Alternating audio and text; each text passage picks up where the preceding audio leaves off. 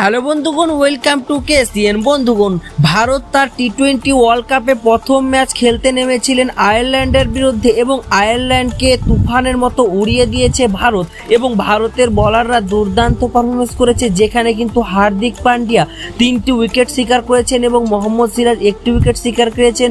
এবং সব থেকে বড় কথা, জাসপ্রীত বুমরা কিন্তু 3 ওভার করে 2 রানের ইকোনমি নিয়ে কিন্তু 2টি বিধ্বংসী উইকেট শিকার করেছেন। জাসপ্রীত বুমরা, আকসার প্যাটেল 1টি উইকেট শিকার করেছেন, হার্দিক পান্ডিয়া 3টি উইকেট শিকার করেছেন এবং আশদীপ সিংও কিন্তু 2টি উইকেট শিকার করেছেন। তো ইন্ডিয়ান বোলারের তরফ থেকে সব থেকে বেশি রান খেয়েছে আশদীপ সিং 35 রানের মতো। এবং ভারত কিন্তু আয়ারল্যান্ডকে 89 রানে অল আউট করে দেয় এবং ভারতের তরফ থেকে ওপেনিং করতে নামেন রোহিত শর্মা এবং বিরাট কোহলি ব্যাট আজকে শান্ত থাকলো, কিন্তু রোহিত শর্মা ব্যাটটা শান্ত থাকেনি।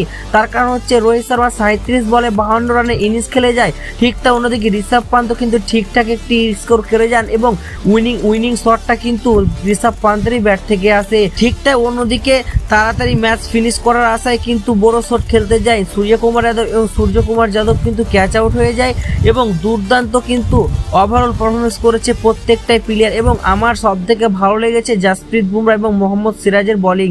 তো তোমাদেরকে সব থেকে বেশি ভালো লেগেছে? তো তোমাদের মূল্যবান মতামত কমেন্ট বক্সে লিখে জানাও। তো দেখা হচ্ছে অন্য কোনো ভিডিওতে। এইরকম নিত্য নতুন ক্রিকেটের রিলেটেড ভিডিও পাওয়ার জন্য আমাদের কেসিএন ক্রিকেট চ্যানেলটিকে অবশ্যই সাবস্ক্রাইব করে রাখুন।